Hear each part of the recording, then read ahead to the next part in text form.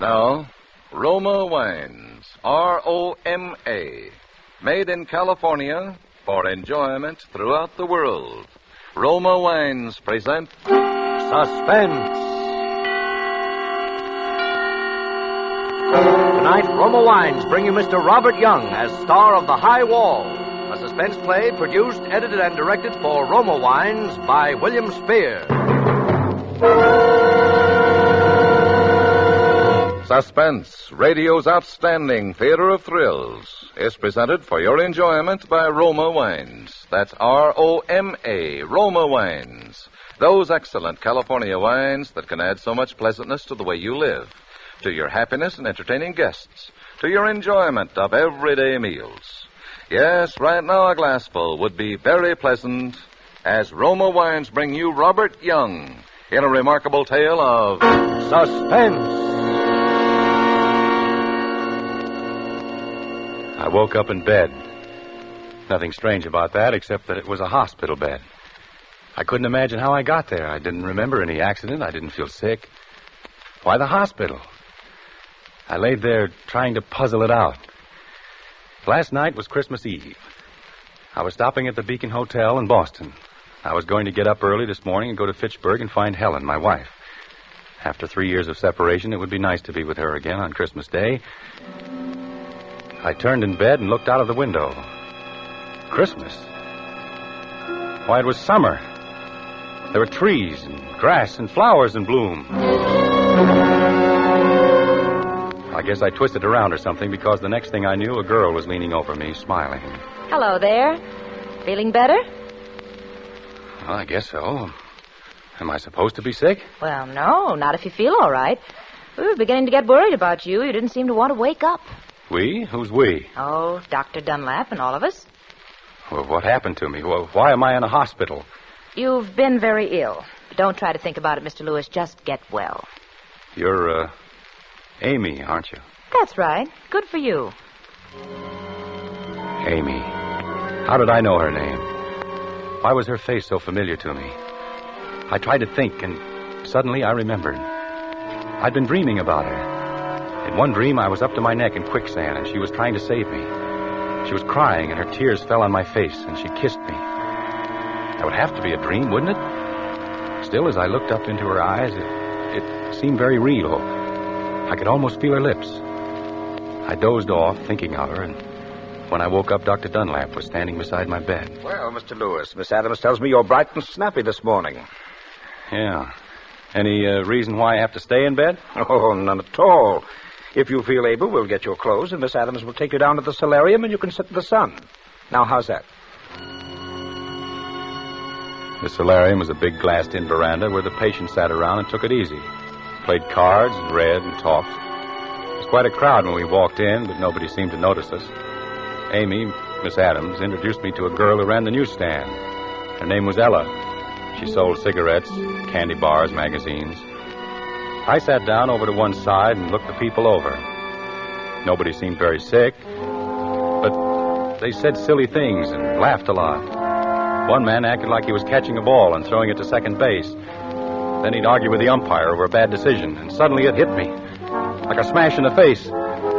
This wasn't a hospital. It was an insane asylum. I jumped up, but Amy put her hand on my arm. Dr. Dunlap appeared out of nowhere and pushed me back into the chair. Easy, Mr. Lewis, easy now. Don't get excited. I'm not excited. I just found out where I am, that's all. Let's go up to your room and talk it over. Talk what over? I'm in the wrong place. Maybe I'm a little sick, but I've got all my buttons. Get me out of here. Mr. Lewis, please, you're making a disturbance. Go along with Miss Adams. Doctor, I can manage. Then please do it. We'll have a riot here if he doesn't quiet down. Mr. Lewis, you don't want to get me into trouble, do you? We were getting along so nicely. When she put it that way, I let them take me out of there and up to my room. But then I put up an argument, demanded to see the head man. Amy backed me up, too. She said she was sure I was okay and didn't belong in such a place. Dr. Dunlap hit the ceiling. They had a battle, a pip. He slammed out of the room, and she had a fit of crying.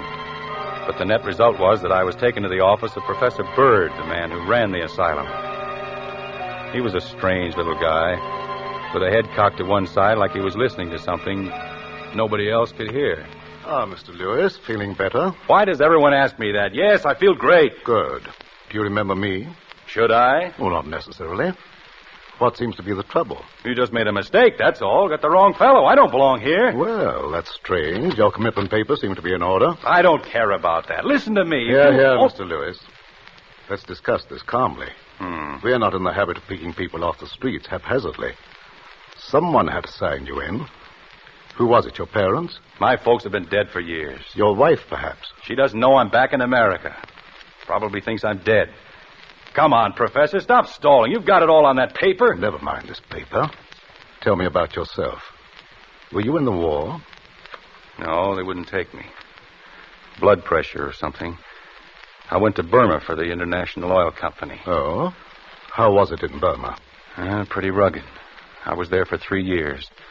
I'd be there yet, only I fell in front of a bulldozer and got my leg crushed. They shipped me back to San Diego, thinking they'd have to cut it off. Well, fortunately, they didn't have to, huh? Did your wife know you were hurt? Funny you should ask that. No, she didn't. You see, we used to go to dances a lot. I see. You didn't fancy yourself with a crutch. Does anybody? But after you were discharged from the hospital in San Diego, did you communicate with her then? No, I wanted to surprise her. She thought I was still in Burma. I took a train for Boston, arrived on December 23rd, a Thursday. Yes. So I went home, looking for Helen. She wasn't there. Somebody else lived in the house. She'd sold it. Knocked me a twister. I was born in that house. My grandfather built it. And it was gone. Where was your wife? Helen? She was in Fitchburg, working in a defense plant. But I didn't find that out until I ran into an old pal of mine that night. He almost keeled over when he saw me because everybody thought I was dead. You know, not hearing from me for more than a year. And did you go to Fitchburg, see your wife? No, I didn't want to see her right then. Why not? Oh, I was upset, I guess, about her selling the house. Besides, I'd been away more than 3 years. 1 day more wouldn't hurt. So I checked into a hotel, the Beacon House, room 305, I remember. I stretched out on the bed and tried to think things out. Yes. You were lying on the bed and... Oh, well, I fell asleep, that's all. I see. No use telling him how I laid there, thinking of Helen and wishing I'd gone on to Fitchburg. How I kept seeing her face like a great big painting on the ceiling. He'd think I was nuts if I told him how I could smell that queer perfume she used. And the feeling I got that she was there in the room with me. And how long did you sleep, Mr. Lewis?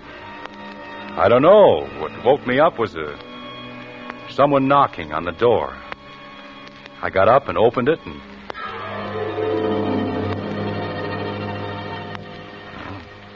That's all I remember. Who was it at the door? I don't know. It's just like the lights went out. I don't remember a thing until I woke up here this morning. I see. Do you know where you are? No. This is a hospital for the mentally ill. This is the Flowerdale Hospital for the criminal insane.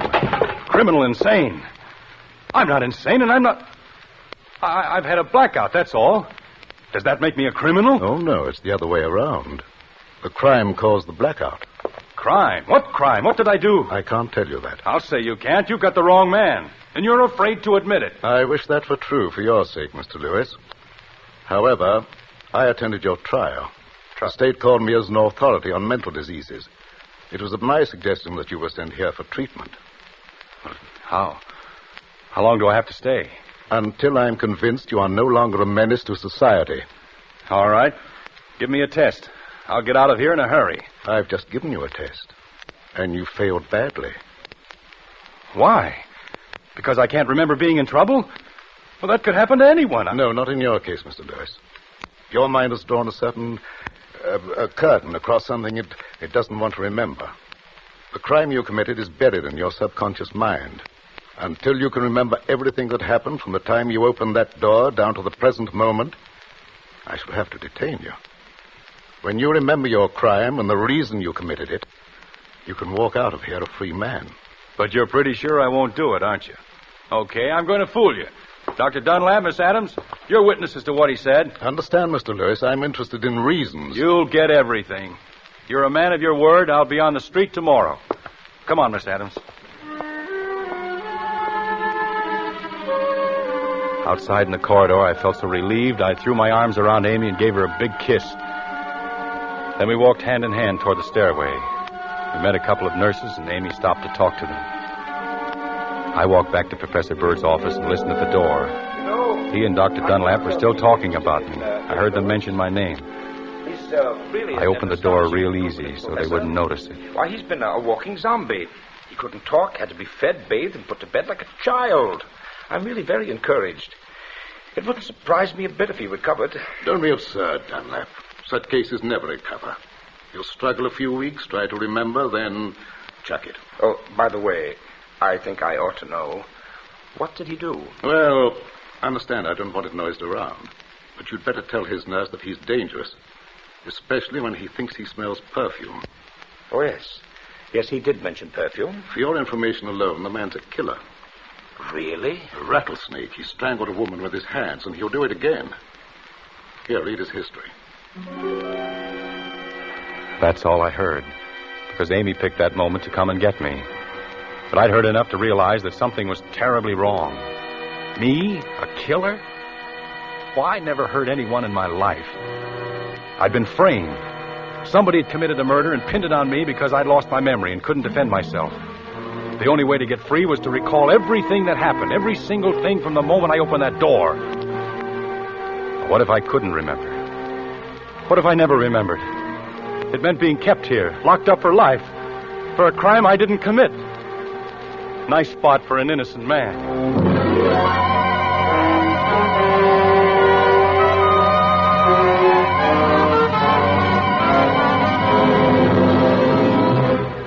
For Suspense, Roma Wines are bringing you as star Robert Young in The High Wall, a radio drama by Bradbury Foote from his play of the same name.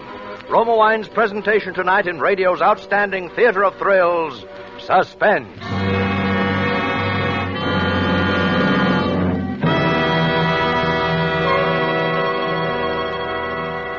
Between the acts of Suspense, this is Truman Bradley for Roma Wines. We Americans are noted for taking the job home with us. We frequently sit down to dinner, our minds still occupied with the work of the day, and get no real pleasure from our meal. My favorite recipe for adding enjoyment to food is a glass of tempting Roma California sherry before dinner. Designed by the goodness of nature and the skill of man to make food taste better, Roma sherry is the perfect first call to dinner. As you pour the golden amber goodness of Roma sherry into a glass, enjoy its fresh, full fragrance. Then sip Roma sherry. Savor with your tongue the happy miracle of sun, grape, and cask that give Roma sherry the pleasing nut-like taste so many millions prefer. Yes, the simplest dinner becomes more enjoyable when introduced by Roma sherry. Prove that yourself. Enjoy Roma sherry before your dinner tomorrow. For Roma, America's favorite wine, costs no more than ordinary wines. So insist on Roma, R-O-M-A, Roma wines. Remember, more Americans enjoy Roma than any other wine. And now Roma Wines bring back to our Hollywood soundstage Robert Young in The High Wall, a tale well calculated to keep you in suspense.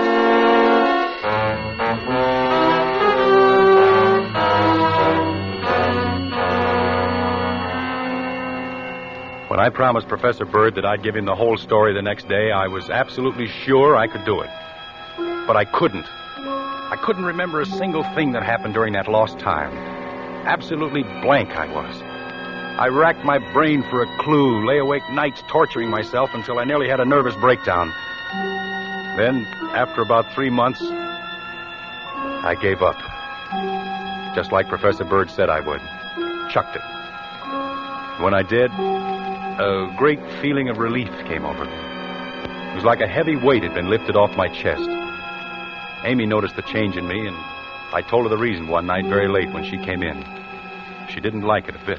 Bob, no. You mustn't give up. Don't stop trying. Amy, there must be some easier way to get out of this place. Escape, you mean? You can't do it, Bob. There's a high wall. Yeah. Well, there is another way. A sure way. I can go out feet first. Feet for... Bob. Bob, you wouldn't do that. I'm not going to spend the rest of my natural life in this insane asylum. If there's no other way to escape, I'll go out, like I said, in a box. Suddenly, she was crying like a kid. Helen used to cry like that. It never struck me before, but Amy was a lot like Helen. As I watched her, it almost seemed like she was Helen. I guess I got a little mixed up because I put my arm around her and lifted her face up to mine. For a second, I seemed to be holding Helen. Then I got things straightened out in my mind, and I stepped back. Sorry, Amy. I guess I got a little out of line. That's all right, Bob. I wouldn't want you to think I was, well, you know. No? Why not? Well, you're going to be Mrs. Dr. Dunlap. No, that's off, Bob. There's somebody else. Oh, who is it? She didn't answer. Didn't have to, I knew. She stood there looking like she expected me to do something about it, but I didn't. Then she beckoned to me and made a hush sign, and I followed her out of the room. The ward was quiet. Everyone was asleep. We tiptoed into the solarium and shut the door. I suppose you know this is liable to cost me my job. Look at that moon. Bob, you wouldn't really do anything to yourself, would you? Why not? I'm not doing myself or anyone else much good locked up in this place. Bob, dying isn't the answer. Yes, it is, Amy. Dying is the answer to everything. Oh, Bob, don't talk like that. You know, in Burma once, in the jungle, I saw a snake right close to me. A king cobra it was. I stood perfectly still, hoping it hadn't seen me. I didn't breathe. Then finally I couldn't stand it anymore. I made a quick jump. But he got me. Right through the leg, here.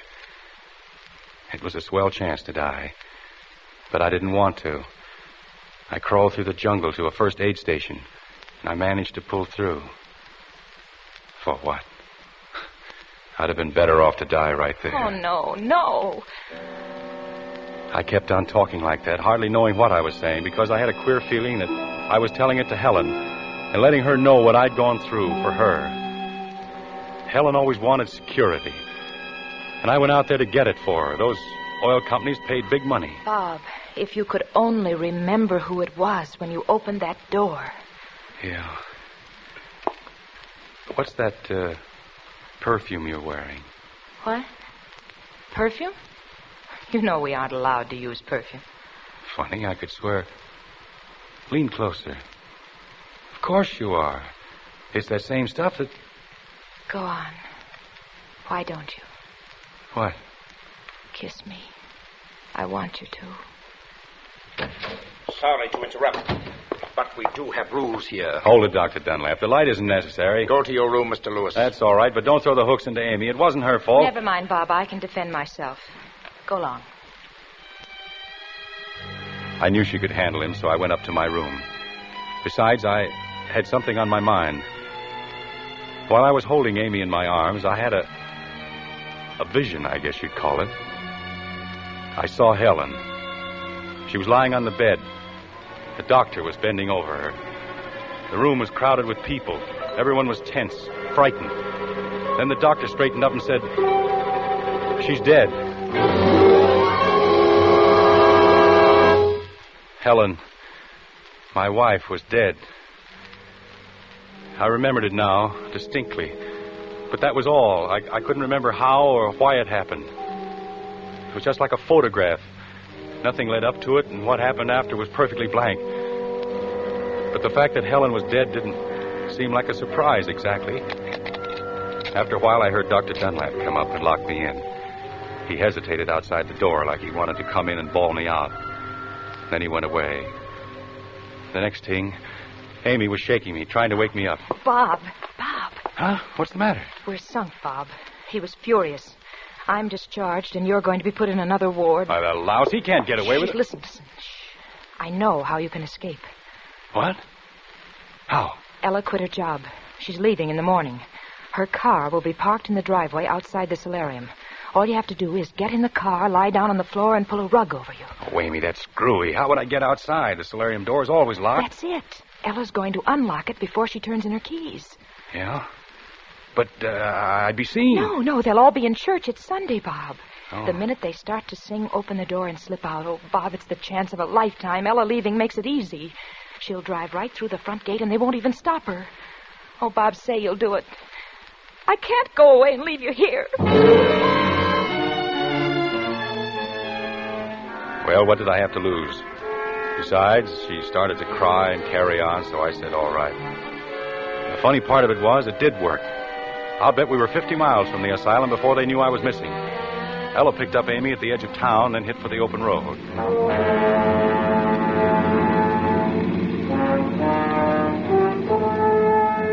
We kept going. The girls got me a hot dog at a roadside stand. We kept on. We began to wonder where we'd spend the night. I didn't know where I was, but Ella said she knew of a little motel, one of those places where they don't ask any questions.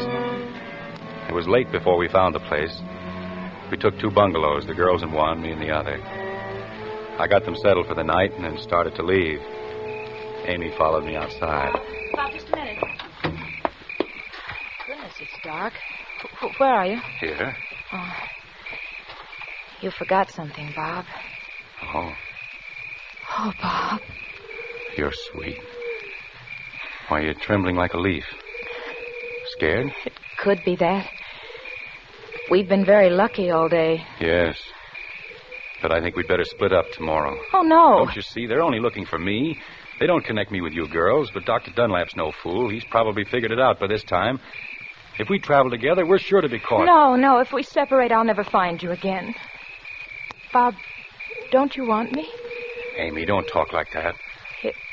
If you're still thinking of Helen. I'm not. She's dead. Oh. You know. Sure. But who told you? Dr. Dunlap? Funny, never mentioned it to me. What else did he tell you? Oh, Bob, she isn't here anymore, and we are.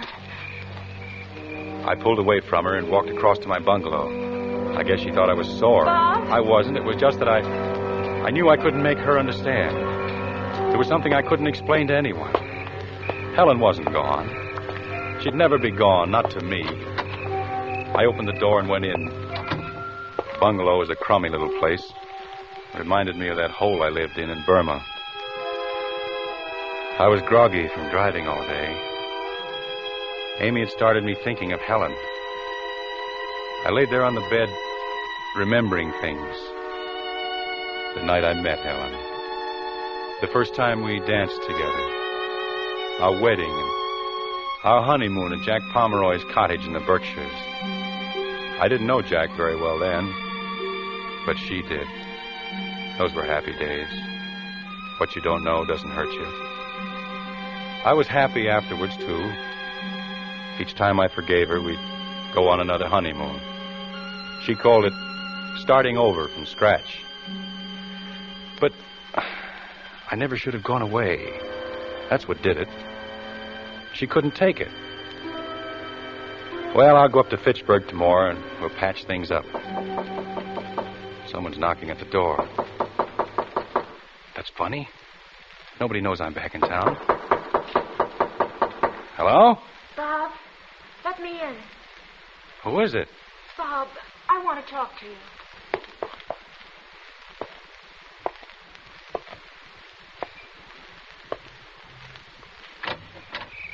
Well, I'll be... Who told you I was here? What? Come in. Bob, listen, I was talking it over with Ella, and she thinks you're right. Oh, I get it. I met Sam Bradley today. He must have phoned you. Bob, you're half asleep. Or maybe he phoned Jack Pomeroy. Who in the world That's is... the answer. You and Jack want to beat me to the punch. Oh. No. No. Why didn't Jack come with you? Didn't he have the guts? Easy now, Bob. Let's sit down and talk. Get away from me. Very well. I'll have to call Dr. Dunlap. Get away from that phone. Sit down. Better sit down. Ah. Merry Christmas, Helen. So, that's it. All right. I'm sitting. Who did you say you'd call? Dr. Dunlap. Is that a new one? Or Dr. Hoffman. He'll give you a nice cold bath. That's supposed to be funny. What do you want here, anyway? Well, you've been sick. I thought you might need me. Need you? I never needed you. I know it now. All right. Then maybe I need you. And that's a lie. Because I happen to know what the score is. Sam Bradley told me. What about my home? Somebody else is living in it. What a rotten deal. I'm fighting snakes and mud and slime, sweating it out in swill piles and wondering if I'll ever see daylight again. And you're here in Boston having the time of your life on my money. You didn't want me to come back. But me, like a fool, I used to drop off to sleep thinking of you. And then pick you up in my dream. I could hear you laugh, see you dancing, smell the perfume in your hair. I'd talk to you and you answered me. We planned things we'd do when I got back. And all the time you were hoping I'd never come back. Bob, dear, don't cry. Don't cry. Come on, let's go talk to Ella. Sure. I'm only trying to help you. You helped me enough. I promised Bradley I'd kill you when I found you. I've got to go through with it. Bob, I love you. Oh, not frightened, huh? You won't hurt me, Bob. I love you. The last time you begged for mercy. Bob, I'm Amy. This is Amy. I'm Amy. Don't do it. Bob.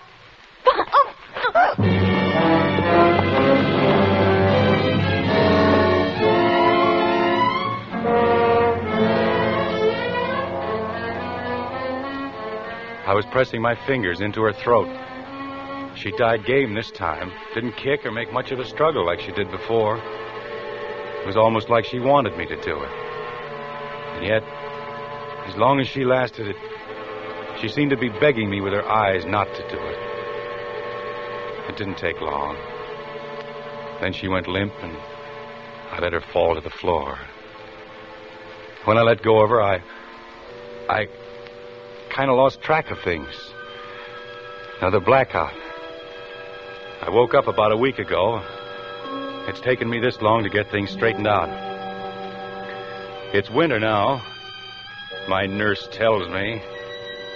I think she's lying, but I can't prove it. You see, there's no window in my room. The walls are padded, and the furniture's nailed to the floor.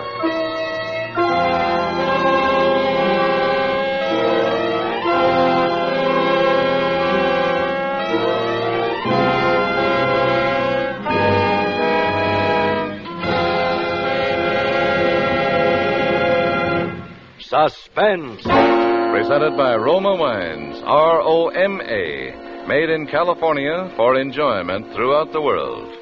This is Truman Bradley for Roma Wines. The easiest way I know for a woman to win compliments for her cooking is to serve Roma California Burgundy regularly with meals.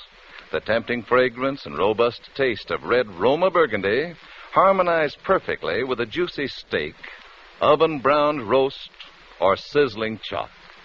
And you just don't know how delicious spaghetti or hamburger can be until you enjoy these savory dishes with good Roma Burgundy. For Roma Burgundy brings out the full, rich flavor of hearty foods, makes dining more enjoyable, more friendly. Try Roma Burgundy with your dinner tomorrow. When you buy Roma, you enjoy America's favorite wine.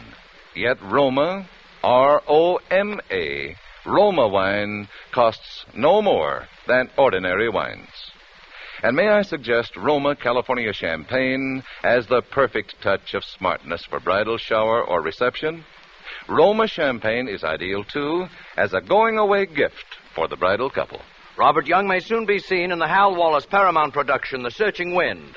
Next Thursday, same time, Roma Wines will bring you Hume Cronin as star of Suspense, radio's outstanding theater of thrills. Produced by William Spear for the Roma Wine Company of Fresno, California. This is CBS, the Columbia Broadcasting System.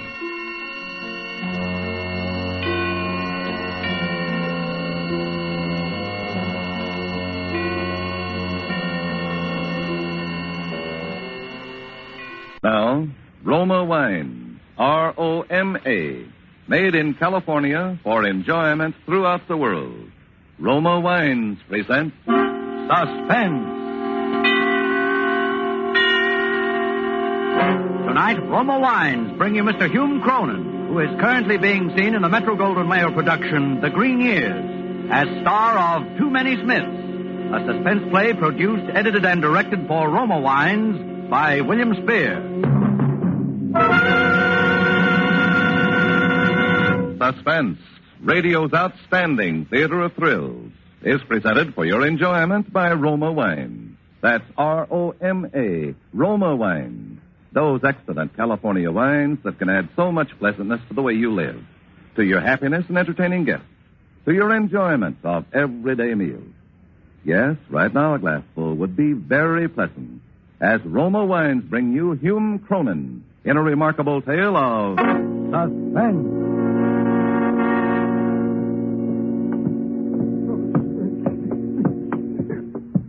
Right in here, Doc. What happened, Sergeant Henry? I picked this guy up in a depot. We've been looking for him for 3 days. He's standing in the crowd screaming somebody made a sucker out of him. Getting violent. Well, I better have a look at him. All right, now. No one's going to hurt you. You made a sucker out of me. There he goes again. Oh, who made a sucker out of you? Sure, she made a sucker out of me. Hand me my bag. Here. What are you going to do, Doc? Give him something to quiet him down. You think he's pulling an act? It's hard to tell. Maybe temporary insanity. Pull up his sleeve. Come on, you. Easy. Made a sucker out of me, I tell you. Who did? Who made a sucker out of you? Fate. It was fate, Yeah. Say, that's a gag. A gag. This guy's crazy. Yeah, maybe. That's far enough. Hold him. There. Let stuff put him to sleep? Sure. How long will he be under? About 10 hours. She ran out on me. She let me laugh. It's starting to work. Mm-hmm. Very fast reaction. I'll come back and question him later. Now, what's he in for? Murder. Mm-hmm. Who'd he kill? Oh, some cheap confidence mug. But the motive we haven't got. See, Wallingford's my name. Yeah, Charles Richard Wallingford. Don't call me Smith. That's not my name. He's talking in their sleep. Yeah, sometimes they do under the influence of a sedative. Especially when they've got something on their conscience they want to get rid of. I'd better take note. And you stay here as a witness, Doc. Yeah, that's me. Charles Richard Wallingford. But don't let that fancy moniker fool you. No, sir. No, I'm not a banker or an executive. I'm just a guy who works as a porter in a big office building downtown. But don't think I didn't have any ambition. I knew someday I'd get my break, and when I did, there was nothing going to stop me from going places. Not a thing. No, sir. Take that night, for instance. It was 6 o'clock, and most of the offices were emptying out. I had my broom and mop and was ready to start cleaning the office of P.J. Rogers. P.J., he's president of the Apex Advertising Agency. I always like to start with the big boys. I looked around P.J.'s office. Soft, easy chairs. Lots of buttons to push to make people jump. Yeah, this would be the life. Well, I started my broom going. I swept around. Then I bent down to pick up the wastebasket. A piece of torn paper caught my eye. Now, I'll tell you something. I don't know whether it was fate or just plain curiosity, but I read what was written on it. It was a memorandum from the desk of S.M. Parry to P.J. Rogers. And it said, the judges have decided that the winner of the toothpaste contest to be Pat Smith of Boston. I knew this was the Century toothpaste contest that just ended last week. 25,000 smackaroos to the winner. And this guy, Pat Smith of Boston, won it. Yeah, some guys have all the luck. Just for writing a slogan.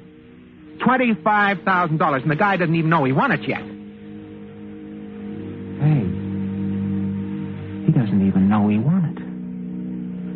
But I do. I got what is called an inspiration. According to the radio, the winner won't be announced until the 15th of this month.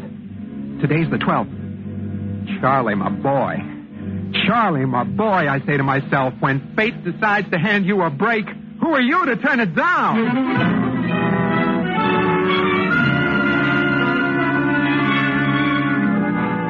I stalled around till I made sure everyone had left the agency. Then I went for the filing cabinets that had the entries. They were listed from A to Z. I found the names that began with S and started looking for Pat Smith from Boston. There were over 200 Smiths, Abe Smith, Betty Smith, Carl Smith. I went through them till I came to Ollie Smith, and the next one was Pat Smith of 500 Commonwealth Avenue, Boston, Massachusetts. I copied the address and the slogan. Ah, brother, to me that slogan sounded corny, but, well, who am I to judge $25,000? I went downstairs to the locker room, I changed my clothes, and I beat it over to Grand Central, and I caught the midnight to Boston.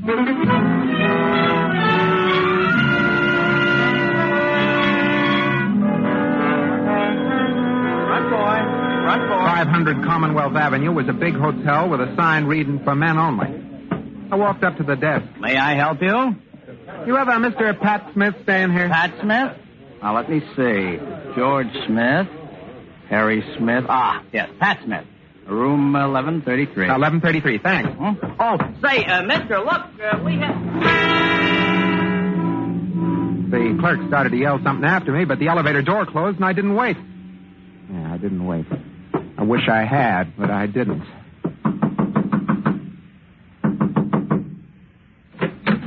Yeah? Hello? My name's Wallingford. Charlie Wallingford. I'd like to talk to you. What about? About $25,000. Is this a joke? That kind of money isn't funny, mister. Come on in. Thanks. Just move my clothes and you can sit down. Yeah, thanks. Now, what can I do for you, Mr. Wallingford? Mr. Smith, how would you like to make $12,500? That's a lot of money. Yeah, it sure is. What do I have to do? You entered the Century Toothpaste contest, didn't you? The slogan contest? Yeah, how'd you know? I work for the people that run the contest.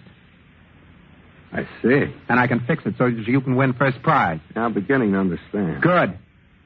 And I don't have to do any explaining. This isn't exactly legal, is it?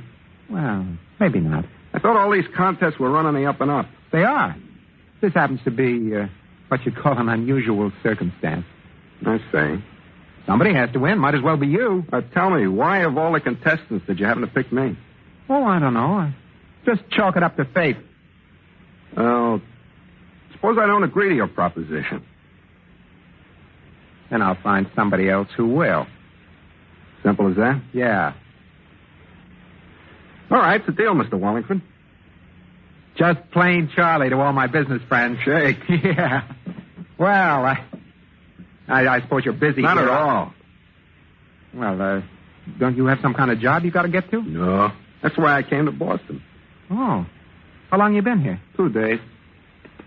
Hey, how come your entry had this address? Oh, I reserved this room a month ago. I've been using it as my mailing address. Oh, I see. Where you from, Pat? Nowhere in particular, just where my business takes me. You don't say. You, got any family? No, not a soul. Maybe you have friends here in Boston, huh? Not a one. Well, that's too bad. Why the look?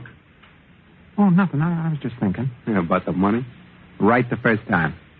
You know, it's too bad our paths didn't cross before. Why's that? I think we'd have made a good team. What's your racket? Stocks and bonds. Sell 'em? Mm-hmm. Legitimate? What do you think? I don't. Say, isn't contests out of your alley? Oh, it's just a hobby. I see. But sometimes they pay off, huh? Come on, let's blow this place and really celebrate our little deal. Sure, anything you say.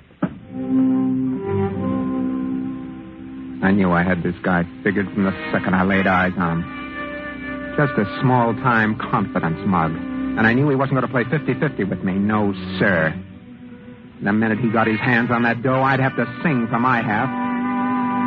So I decided to take it all. I could be Pat Smith for a couple of days. And just so there wouldn't be too many Smiths, I'd fix this one up with a one-way ticket.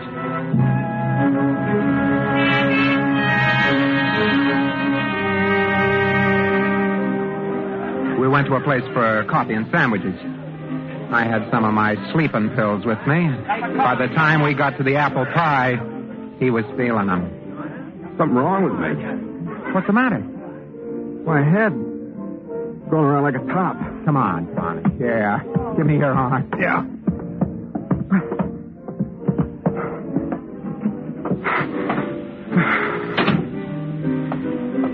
The air will straighten you out. I just want to lie down. You will. In a little while. Where are you going? Just walking.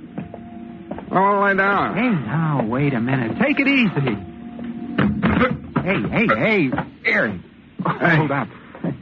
Why are we walking out in this dark? Just to get some air. Bring you around. All right. Hey there. Hey. Yeah? What's wrong, mister? Well, nothing, officer. My friend here isn't feeling good. Yeah? Better let me have a look at him. Oh, sure. Hey, you wake up. I just want to lay down. Okay, mister. Just wanted to check up. Lots of funny things happen around here at night. Oh, you can't be too careful. Good night, officer. Good night. I waited until the cop disappeared into the fog. Smith had passed completely out of the picture. I dragged him out to the end of the dock. I looked around me and I found a piece of lead pipe, and then it was over. I stripped off his clothes and I changed with him. I stuck the pipe under his belt and I pushed him into the water. I watched his body sink. Then I left the dock and went back to the hotel, went up to Smith's room.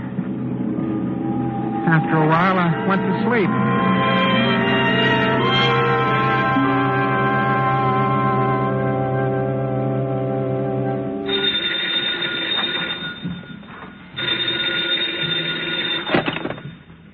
Yeah? Mr. Smith? Mr. Pat Smith? Speaking? There's a young lady waiting for you. Waiting for me? Yes, sir. She says she's your fiancée.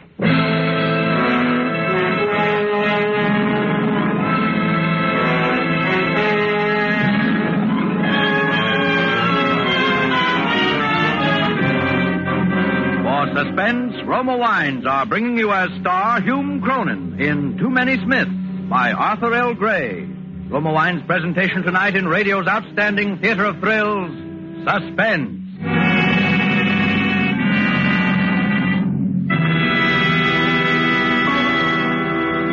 Between the acts of Suspense, this is Truman Bradley for Roma Wines.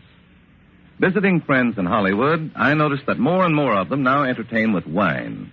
And of all wines served in America, Roma, of course, is the most popular. There are good, sound reasons so many smart Americans prefer Roma wine for entertaining. Roma wine is moderate, inexpensive, and easy to serve. And Roma wine is always delicious, always unvaryingly fine. For Roma, America's greatest vintner, is able to select from more grapes of choice varieties from California's finest vineyards than any other winery. And to this rich treasure of fine grapes, Roma adds years of winemaking skill and resources unmatched in America. Yet Roma wine, America's first choice, costs no more than ordinary wines. Right now, Roma dealers are featuring fine red Roma California table wines, Burgundy, Claret, Zinfandel. For an adventure in good dining, try Roma Burgundy, Claret, or Zinfandel with a juicy steak, savory pot roast, or spaghetti with meat sauce. You'll discover food with Roma is food at its best. So insist on Roma, R-O-M-A, Roma wines, enjoyed by more Americans than any other wine. And now, Roma Wines bring back to our Hollywood soundstage Hume Cronin in Too Many Smiths, a tale well calculated to keep you in suspense.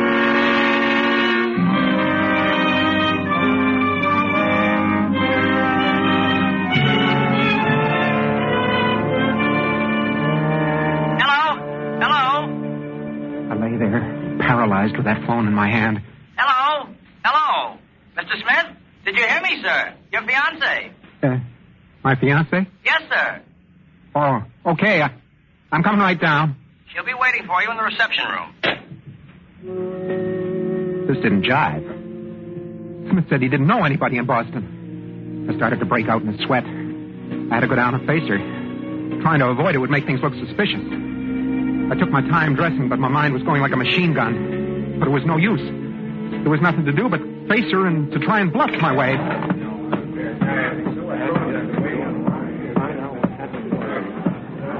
Pardon me, miss. Are you looking for Pat Smith? Yes. Oh, I'm Pat Smith. Oh, now I'm afraid there must be some mistake. I guess there is. The Mr. Smith I'm looking for is my fiancé. Are you sure he's registered in this hotel? Oh, I am, very sure. Well, Oh, how foolish of me. There must be two Pat Smiths here. You and my fiancé. Yeah, of course. It's Yeah. such a big hotel. I'll ask the clerk. Yeah, do that. Goodbye, Mr. Smith. I'm terribly sorry I disturbed you. Well, that's okay. Two Pat Smiths. That was something I hadn't counted on. I watched her cross the lobby to the desk. She spoke to the clerk. He smiled and he picked up the phone.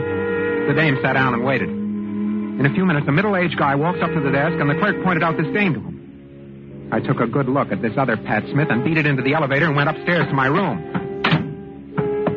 I headed for the desk, and I started going through the late Pat Smith things. I found his papers, and then I saw what I was looking for. A copy of the slogan he'd written. Brother, I breathed a sigh of relief. It was the same as the one I copied from the agency's files. Fate is sure sticking closer to me than a suspicious wife. That stupid clerk would have sent me to the wrong Smith, and if I'd knocked him off, I really would have been in a jam.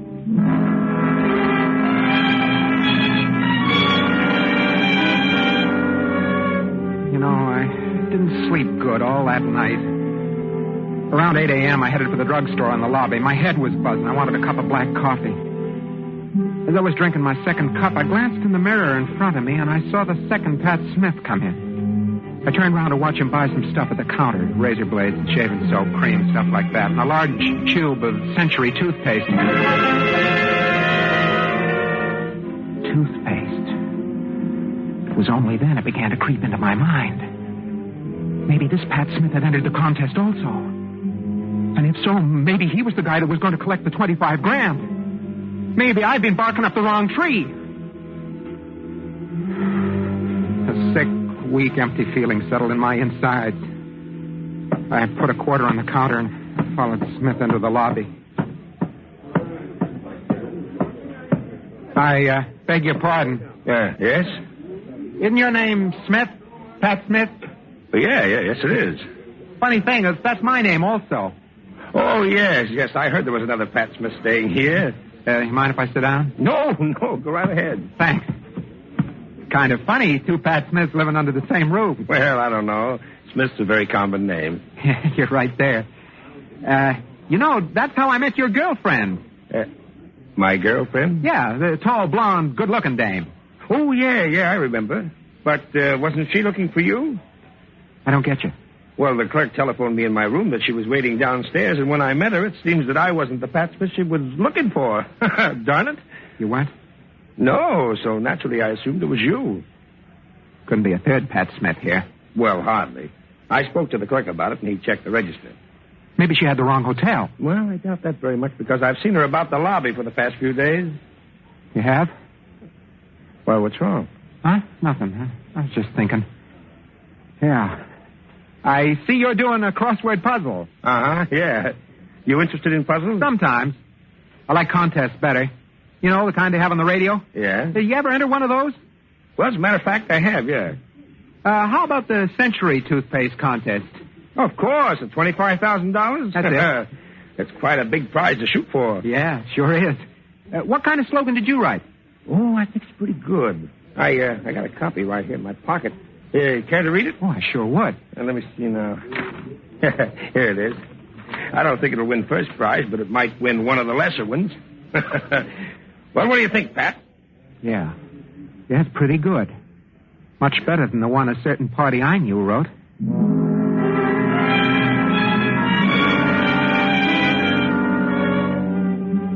didn't take a book critic to see that the slogan this Smith wrote was better than the other one. I was a fool. If I'd looked through the files of the agency more carefully, I would have seen that there were two Smiths and which Smith won the dough. I was in a tough spot. Tonight at 10, they were going to announce the winner, and I had just 6 hours to figure out an angle or lose the 25 grand. Hello. Hello, Mr. Smith. Who's this? Mr. Smith's fiance, remember? Yeah, I remember. What do you want? I think you and I better have a little talk. What about? About my fiance. Where are you? In the lounge. I'll be right down.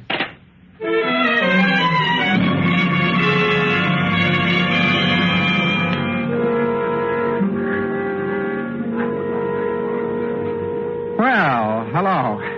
Sit down, won't you? Thanks. Okay, what's on your mind? You? Oh, I'm flattered. You needn't be. Okay. What about me that's so interesting? Why you killed Pat Smith. I don't know what you're talking about. Let's not be stubborn about this, Mr. Wallingford. Must I repeat my question? No. Who are you? You already know that. What's your name? Betty. Betty what? I'm asking the questions. How do you know he's dead? In the evening papers. Here, let me see that. Here. Police discover body in Charles River. First thought to be Charles Wallingford, but fingerprints taken from the dead man proved his identity to be Pat Smith, small-time confidence man wanted by the police in 3 states. Police are looking for Wallingford. New York City police have discovered that Wallingford's been missing from his rooming house for the past 5 days. You see how I know. Where do you fit? I was supposed to meet Smith here. We had a little job planned. Oh, I see. You went and spoiled it. Why? Come on, start talking. If I don't like the tone of your conversation, maybe the police will. Well, I couldn't see any way out but to tell her the whole story. I couldn't bluff. I was scared, and she knew it. She didn't say anything while I was talking. She just sat and stared at me. I always told Pat those contests would be the death of him. Well, that's how it is. This other guy will collect all the dough. You giving up so easily? You have any ideas? $25,000. Yeah, I was a fool to get mixed up in this in the first place. Are you sure this Smith is going to win? Can't be anyone else. Yeah. Well, you've gone so far, why not take another step? What do you mean? I met this other Smith just as I met you. I know. And from the way his eyes lit up, I could see he was kind of sorry I wasn't his fiancée. So? I don't think Mr. Smith would mind very much taking a walk with me down to the river, holding hands. Yeah, I see what you mean. Just the way you did the other job. Well, I don't know. Scared? No, I'm game. Good. You get him out of that dock. I'll take over from there. Don't worry. He'll be there. Yeah. By the time the cops fish him out of the river, we'll have the money and plenty of distance. You mean we go together? What's the matter? Don't I appeal to you? Oh, sure. Well, wait here. I'm going to phone him and cast out the bait. Okay. Here's hoping he bites. Don't worry. He will. I watched her walk out of the lounge to the phone booth across the lobby, every eye on the joint on her. I knew Smith didn't have a chance. And if I hung around her, I wouldn't either. She was murdered, that dame. After this job was over, I was heading in the opposite direction. I could see her talking, and when she hung up, I could tell by the expression on her face that this Smith was a cooked turkey. He'll be down in 5 minutes. You better beat it. Okay, baby. You're carrying the ball now. See you on the dock. I glanced back at the table, and she was sitting there, calmly powdering her nose for the kill. Then fate stepped in again. I don't know why, but it suddenly hit me that maybe she was giving me a double cross. After all, how long do I know this dame? I went back into the lounge to the street entrance, and I managed to sneak into a booth behind the one she was sitting in. In a few minutes, Smith came in through the lobby entrance and walked over to her. Well, good evening. I came down as quickly as I could. So I see. I suppose my phone call surprised you. Oh, yes, indeed. I'll come to the point, Mr. Smith. Somebody is going to murder you. What? Please just keep your voice down. Oh, no, I'm sorry. But in heaven's name, why? Why would anyone want to murder me? For $25,000. But I don't have that much money. You will. Look, I don't understand. The Century Toothpaste Contest. You hit the jackpot. How do you know? The winner won't be announced until 10 tonight. I got a way of knowing these things. I'm going to call the police. Sit down, Mr. Smith. I got a better idea. I know the only way. She lowered her voice, but by straining, I got wind of what she was pulling. Yeah, that much was clear. She wanted the money, but without a murder rap. Then she was going to tip off the police about me, which would give her clear sailing with Smith and the dough. Yeah, she was clever, all right. But you know, it didn't burn me up. I wasn't even sore. I was just tired and scared. I wanted to get away. Anywhere, so long as it was far from Boston. I had a few dollars left, so I beat it. I went to the railroad depot. My train didn't leave for an hour, so I walked around. I bought a paper. I felt like a punch-drunk fighter. I was licked, and I knew it. Yes, sir. Fate had let me down. I was through. I was standing in the crowd, waiting for the gate to open when I saw it. Right there on the front page, I saw it. I started to laugh. I couldn't stop.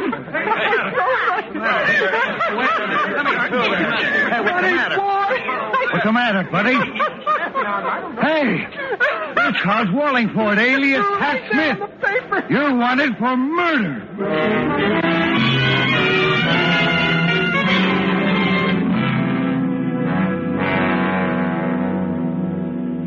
What a story. Starts out as a simple swindle and winds up murder. Yeah, but his story still doesn't tell me what I want to know. What's that, Doc? The cause for his temporary insanity. No, it doesn't at that. Hey, that newspaper. He was reading... What? On the first page. Yeah. Here. Take a look at this. The winner of the $25,000 Century Toothpaste Contest was announced last night. The lucky winner was Miss Pat Smith of the little town of Boston, Georgia.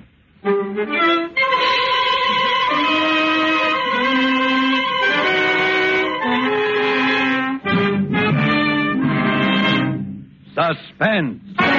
Presented by Roma Wines, R-O-M-A, made in California for enjoyment throughout the world. Before we hear again from Hume Cronin, star of Too Many Smiths, tonight's suspense play, this is Truman Bradley for Roma Wines. Just 2 more shopping days before Father's Day, June 16th. This year, give Dad something special, a gift he'll long remember with pride and warm appreciation.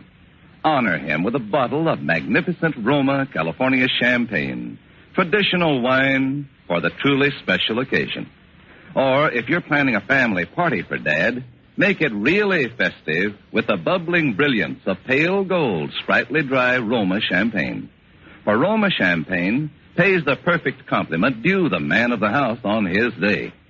And throughout this month of weddings, anniversaries, and gala social events, you can rely on Roma champagne to add the subtle touch of continental smartness that makes your hospitality outstanding. Yet, delicious Roma champagne, so lavish, so glamorous, so flattering to your guests, is really inexpensive. When you shop tomorrow, get Roma champagne. That's R-O-M-A, Roma wine, America's first choice. This is Hume Cronin. It's always a great pleasure to have an appearance on Suspense. Mr. Spears has been telling me about next week's show, which sounds like one we won't want to miss. June Dupre will star in the Suspense play, which takes place on a cross-country train trip. A play which tells the story of an apparently devoted wife and of her husband who's traveling with her. Next Thursday, same time, Roma Wines will bring you June Dupre as star of Suspense, radio's outstanding theater of thrills. Produced by William Spear for the Roma Wine Company of Fresno, California. This is CBS, the Columbia Broadcasting System.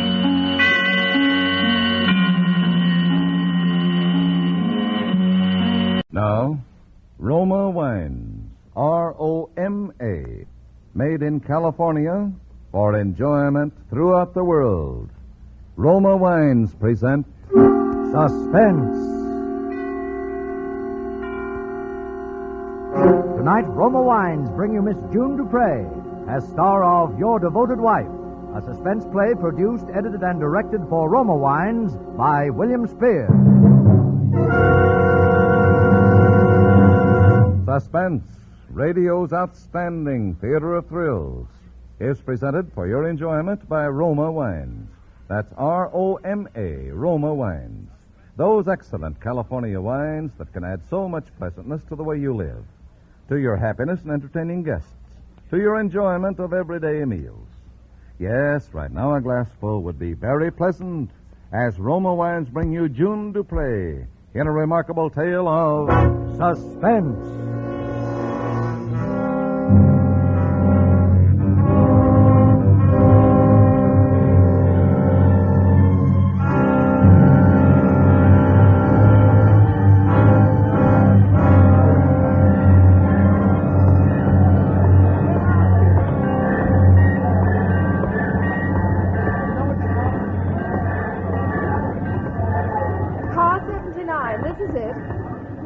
Careful when you lift him, won't you? Yes, ma'am. You there on the end. Keep his body higher. Oh, please watch. I'm doing my Oh, best. do look, that step's terribly high.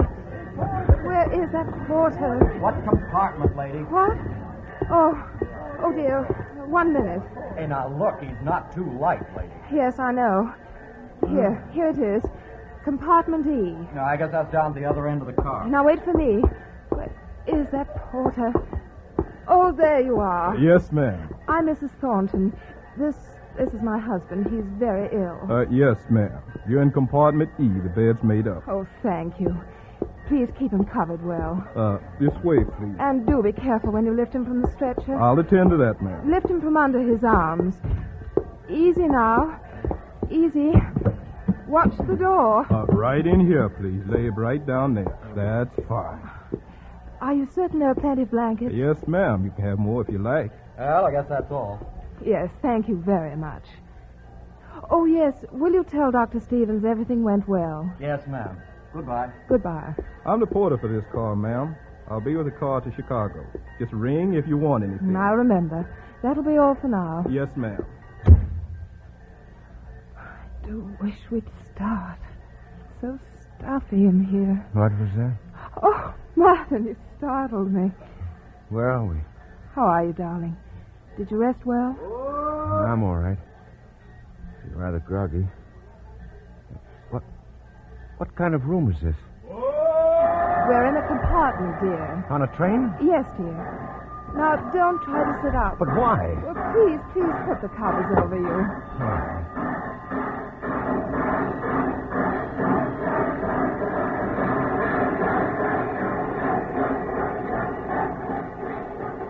Another one of your tricks, Melissa? Now, you know perfectly well what the doctor said. But you never said anything. You never told me. Well, I knew you'd be angry, darling. Angry? What's the use? Then you're not, really. Oh, darling, I'm so glad. Are you? Yes, darling. Why do you ask? No matter. Are you warm enough? Yes. Could I get you something? No, thank you.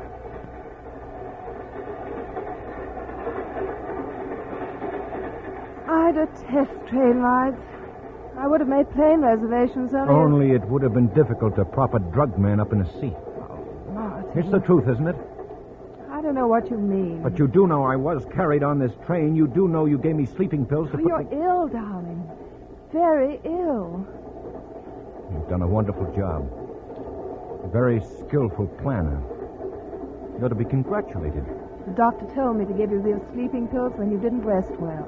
Come now, Melissa. Have I complained lately? Well, no. But I can tell you're restless in your sleep. Oh? How did you determine that? I've tiptoed into your room lately when you've been sleeping. Well, I have a watchdog as well as a wife. You needn't be rude. Please, Melissa, we know each other too well. Darling, you mustn't get upset. No, we mustn't get upset. Let's make this a pleasant trip, shall we? As you wish.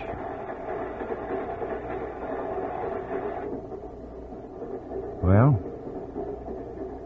where are you taking me? Before I say anything at all, I want you to know that what I'm doing is all for you. Do you understand? Perfect. You don't sound as if you do. I'm ill, Melissa. Remember? You can be most exasperating at times, Martin. Quit stalling. Let's have it. Well, the doctor told me there's a chance, and a good one, that the clinic he recommended could determine exactly what's the matter with you. Oh? Perhaps even cure you. I think not. Oh, darling, why don't you try? You do want to live, don't you? I don't know why. What did you say, dear? I said I'll try. There, you see? If you'll just make a little effort, then... How long am I going to be cooped up in this thing? We'll be in Chicago tomorrow and take you right to the clinic.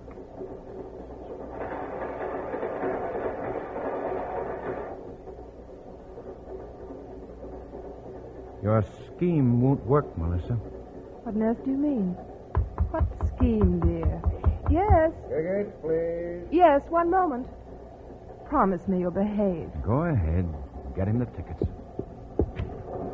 Your tickets, please? I'll come outside with you. Oh. Here they are. Oh, thank you. You won't change trains, madam. This will be your car on through. Oh, thank you. Oh, I understand your husband's very ill. Yes, very. If there's anything I can do... No, there's nothing one can do. But... Yes? If my husband should happen to see you... Oh, it's so embarrassing for me to have to say this. I understand, madam. My husband... It's not a physical condition. If during the journey anything out of the ordinary should happen... Yes? Of course, I'm not saying that it will. Oh, I understand. But if it does, just disregard it. You might explain to the porter also. Certainly. You see, my dear husband is insane.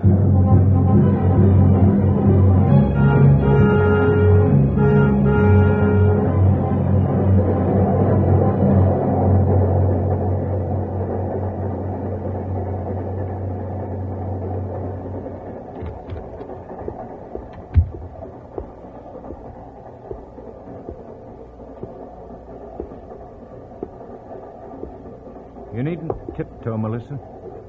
I'm not asleep. I knew you weren't, darling. Comfortable? Quite.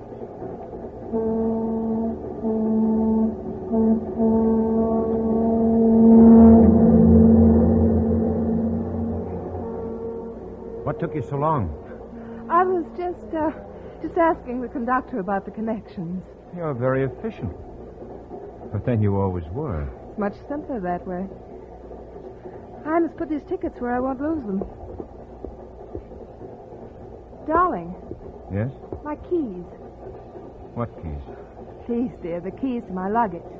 They were in my purse when I left. What would I want with them? I can't imagine, dear. Please return them. Look, I'm in pajamas. They're not around my neck. If you wish to embarrass me in front of the porter, then I have no alternative but to ring for him. No. Wait. You win. They're on the shelf by the light. Now, what on earth would you want with my keys, dear? If there's anything I can get you, or if you like, we'll go through the luggage together. Don't be so condescending. Oh, but you were looking for something. I want to help you find it. I wasn't looking for anything. We'll start with your luggage first. Here, we find a robe, some socks, a brush, handkerchief, a towel, toilet articles. You needn't go on. Oh, but I must, darling. I want to convince you. About what? That I don't know. But we'll look further. Shorts, bedroom slippers, those your mother gave you, a few ties. You're a good actress, Melissa. A very good actress. Really, Martin, you are a mystery. You don't happen to see a suit, topcoat, and a pair of shoes, do you? Oh, darling, why didn't you tell me? Am I that thoughtless? I didn't know. But of course you would wonder. Yes, one would. It's all very simple to explain. You're ill. You have no need for those things, so I packed them in the trunk. It's in the baggage car. I hope. Silly boy, of course it is. I checked it myself. I see. Dinner's not being served. One car at the rear. What time is it? 10 of 7. It's going to be an awfully long trip. I know, dear. Do try and make the best of it. What are you doing? Just ringing for the porter. Why? My every move excites you, doesn't it? I'm just going to order dinner. But you needn't. I'm not hungry. One moment. Did you ring, ma'am? Yes. I'd like dinner served Really, here. Melissa, I'll be quite all right. But I thought it would You be... go and have dinner. I don't care for anything. Some tea, perhaps. Are you certain you'll be all right? Quite certain. Just some tea, then, for Mr. Thornton. Yes, ma'am. I'll go now, dear, but I'll be back shortly. Keep those covers up. I will. Porter, Yes, ma'am. I presume the conductor has explained to you about my husband. Yes, ma'am. He sure did. Then would you watch our compartments very carefully? I don't think I should have left him there alone. Sure will, ma'am. And don't forget his tea. Coming right up. Which way is the diner? One car back. Now remember. I sure won't forget.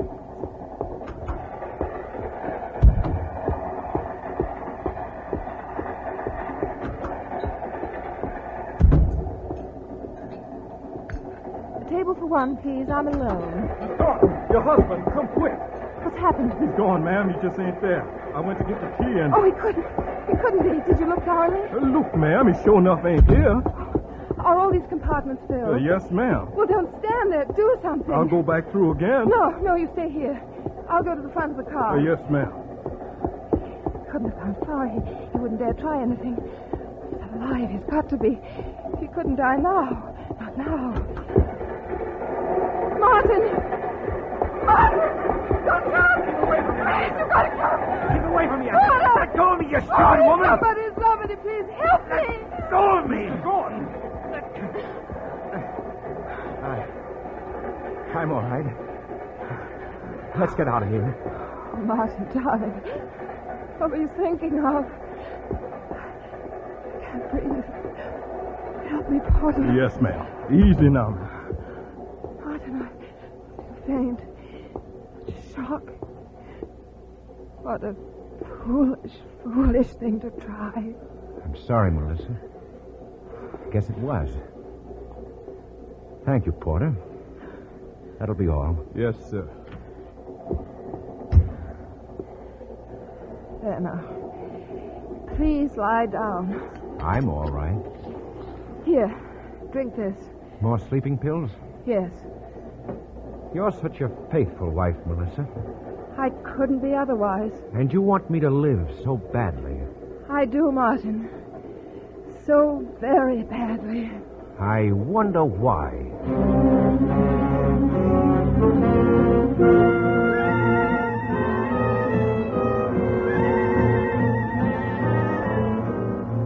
For Suspense, Roma Wines are bringing you as star June Dupre in Your Devoted Wife by David R. Gillespie.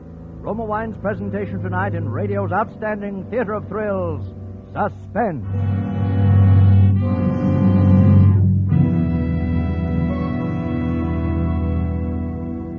Between the acts of Suspense, this is Truman Bradley for Roma Wines. Last week, a friend of mine, a Roma wine user and Suspense fan, made an interesting comment about my announcements. Brad, he said, the past few weeks you've talked mostly about Roma California Sherry. Now, I agree Roma Sherry is a wonderful wine. I enjoy it. But I also enjoy, and think you should mention, some of the other fine Roma California wines. Your flame-bright Roma Tokay, or my wife's favorite, that rich golden Roma Muscatel, and Roma makes a delicious port. I always keep it on hand to welcome guests. Ladies and gentlemen, my friend Tom is right. So, may I remind you that fine Roma dessert wines include port, Muscatel, and Tokay, in addition to America's first call to dinner, Roma Sherry. And for those who enjoy vermouth, with or without soda, in fact, any way, Roma features two great vermouths, both dry and sweet. Vermouths, zestful and full-flavored, with almost 100 rare herbs. Remember, you'll like your favorite wine better by Roma. For Roma, America's greatest vintner, with unmatched wine-making resources, gives you unvarying taste goodness at reasonable cost. That's why more Americans enjoy Roma than any other wine. And now, Roma Wines bring back to our Hollywood soundstage June Dupre as Melissa Thornton with William John Stone as her husband, Martin Thornton, in Your Devoted Wife, a tale well calculated to keep you in suspense.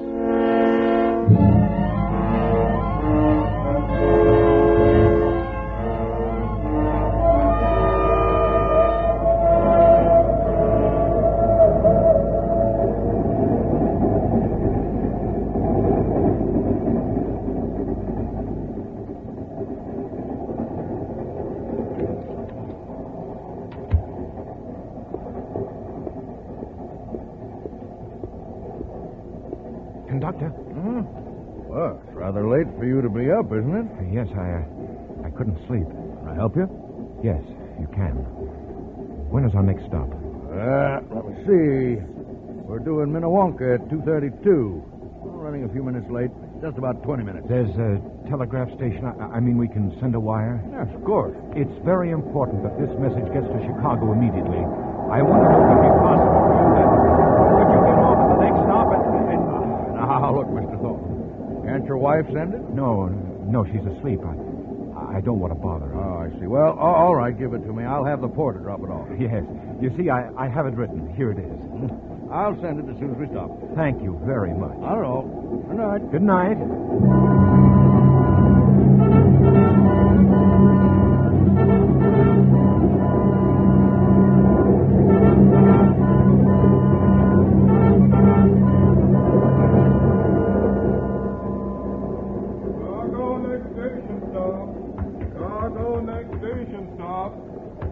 Chicago in 15 minutes, ma'am. Chicago, next station stop. Chicago, next station stop. 15 minutes, Chicago. Sleep well, dear? You saw to that. We'll be in 15 minutes. Wish it were all over with. How do you mean, darling? Oh, clinic. Doctors pawing me. You know, darling, you and your antics rather upset me last night. I couldn't finish my dinner. I'm sorry, Melissa. I'll try and be more successful next time. There won't be a next time. I wouldn't bank on it. You promised me there wouldn't. Did I? Let's not bicker. I do so want you to get better. To be strong and happy again. You're going to some lengths to accomplish that, aren't you? No more than a devoted wife should. How old am I, Melissa? Why, you'll be 30, the 20th of June. This is June. How silly, of course it is. How many more days, Melissa? Really, Martin, I can count. It's 13, 14, I should imagine. Imagine, huh? How many times have you counted these days? How many? Oh, it's ridiculous. Why shouldn't I remember your birthday? Every loving wife... Yes, but this birthday, this one coming up, it's pretty important to you, isn't it? What are you talking about?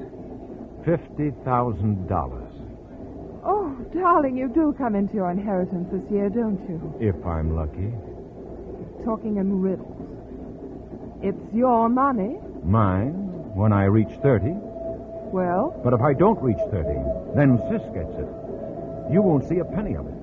What are you trying to say exactly? Don't you know? I most certainly do not. I won't live to be 30, Melissa. You're trying to frighten me. Not at all. Yes, you are. You hate me, don't you? Not hate. Just nothing. A blank. Let's not quarrel, darling. It upsets you so. We won't quarrel. It's too late for that. I tried to be a good and faithful wife. In your way, I guess you have. The way I thought best. As for your inheritance, I shall forget all about it. And you should. You see, Melissa, I wired my lawyer to meet us in Chicago. You're joking. Not at all. You see, I didn't take your sleeping pills last night. Martin. In just about 10 minutes, I'll have a different arrangement in my will. What a cheap trick to pull. You wouldn't dare change your will. Wouldn't I? What did you do? Sent a telegram last night when you were asleep. Yes. Porter, ma'am. Yes? Your luggage. Oh, could I ask you to step outside a moment, ma'am? luggage? Oh, yes, The conductor here would like to speak to you, ma'am. of course. Oh, Mrs. Thornton, your husband asked me to send this wire last night. Wire? Yes? Well, knowing about what you told me, his mind, I mean. Yes? I didn't send it. You didn't. May I have it? Oh, certainly. Meet Sunset Limited in Chicago Thursday noon, June 7th. Don't fail. Bring copy of my will.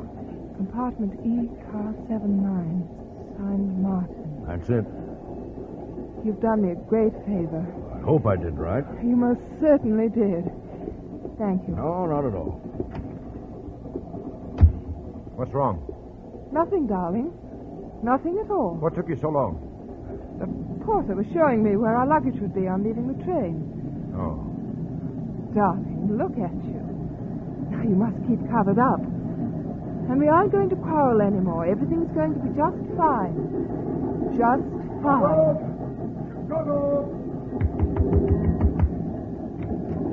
We're coming in now, ma'am. Please call me for any assistance with Mr. Martin. Thank you, Porter. We wouldn't want anything to happen to Mr. Martin now, would we?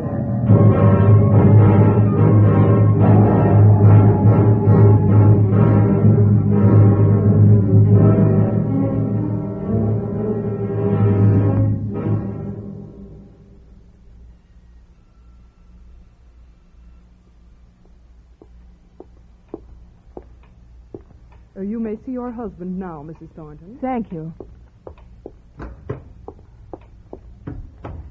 Happy birthday, darling. Even flowers. Aren't they lovely? Very. Well, when will you know? You mean, when will we know? That's right. I, too, get a verdict. It was very foolish of you to have me go through the clinic, too. It did no harm. It's such a waste of time. Come in. Here's Doctor now. Thank you.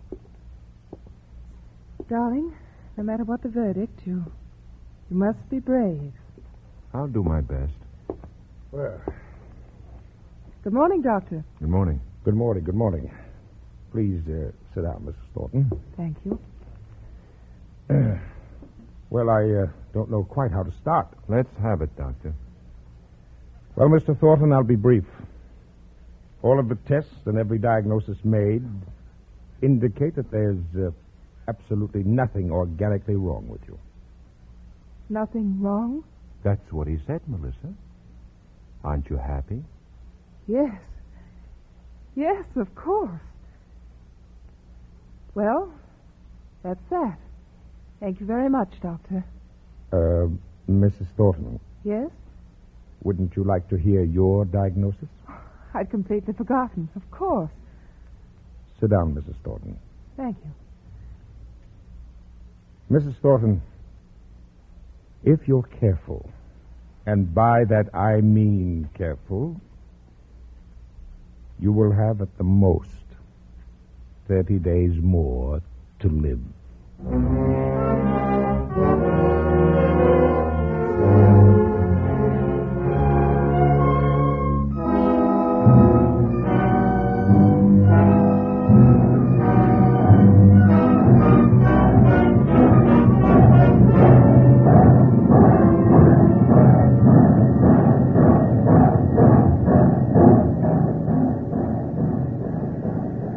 Well, we're going home, Melissa. Yes. Are you comfortable? Quite comfortable. Can I get you anything, darling? What did you say? I said, can I get you anything? No, thank you. Why do you keep staring out the window? Just looking. You see, from the beginning, I knew you wanted me to live until I was 30. 30? Yes. After that, well, you just didn't care, did you? No. I didn't care. But I wanted to be sure. So I pretended I was ill. Quite well, too, I thought. Pretended? Yes. You see, I wanted to study you, Melissa. I wanted to get to be not only 30, but a good deal older. Are you listening, Melissa? Yes. Yes, I'm listening. Oh, really, my dear? Your mind seems to wander. You must relax. No. No, I'm listening. But this business of sleeping pills and trying to kidnap me, it was all very sloppy. Wasn't it, though? I could have left the train at any time. Of course. But I wanted to see just how far you really would go. It was clever of me, wasn't it? Very clever. Even going so far as to tell people I was insane. I did do that. That wasn't very nice, though, Melissa. After all, I am your husband. My husband. But you forgot one thing. Yes? My pre-med course. You know, I wanted to be a doctor once. You did, didn't you? Yes. Although I never did make it, I knew enough about people and symptoms to guess the verdict in your case. 30 days, the doctor said, wasn't it? 30 days. Yes. And so we're going back. Back to your mother and father and my mother and father. Oh, I wouldn't tell them about this 30-day business if I were you. No use in exciting them. 30 days. That's not very long, is it, dear? Not very long. 30 days. But then he could have made a mistake, an aneurysm. That heart might burst at any time. 30 days. Mistake. What's wrong, Melissa? Well, you mustn't get up, dear. The doctor said that... 30 days. Melissa, where are you going? 30 days. Melissa, come back here. 30 days. Melissa, don't go out there. 30. Don't open that door. We're on a trestle. 30. Don't jump, Melissa. Don't jump. 30.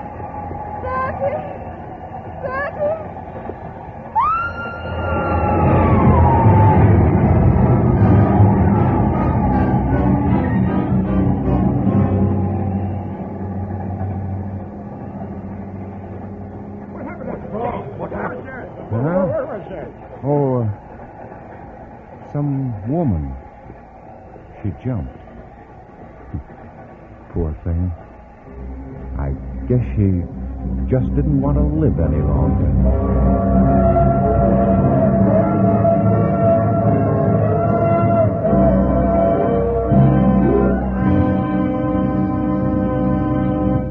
Suspense. Presented by Roma Wines. R-O-M-A. Made in California for enjoyment throughout the world. Before we hear again from June Dupre, star of Your Devoted Wife, tonight's suspense play, this is Truman Bradley for Roma Wines. Everyone agrees that for a wedding, no other wine will do but champagne.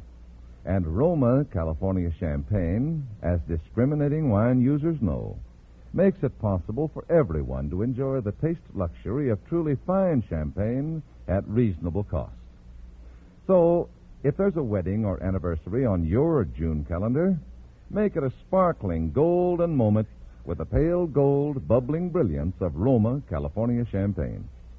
Yes, Roma Champagne or Roma California Sparkling Burgundy add elegance and graciousness to any occasion, be it wedding, anniversary, birthday, or other happy event.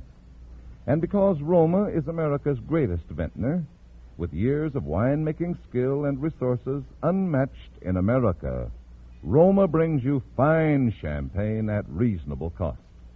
So insist on Roma, R-O-M-A, Roma Wines. This is June Dupre. It's always an exciting experience to make an appearance on Suspense, a longtime favorite of mine. Next Thursday, you'll hear a remarkably talented new young actor, recently out of Uncle Sam's Navy and newly arrived in Hollywood to begin what I'm sure will be a brilliant film career. That'll be Elliot Reed, who will appear as a star in a suspense play which all takes place on a bus making a return trip from a state insane asylum. I know you won't want to miss it. Thank you. June Dupre will soon be seen in the Paramount production Calcutta. Next Thursday, same time, Roma Wines will bring you Mr. Elliot Reed as star of Suspense, radio's outstanding theater of thrills. Produced by William Spear for the Roma Wine Company of Fresno, California. This is CBS, the Columbia Broadcasting System.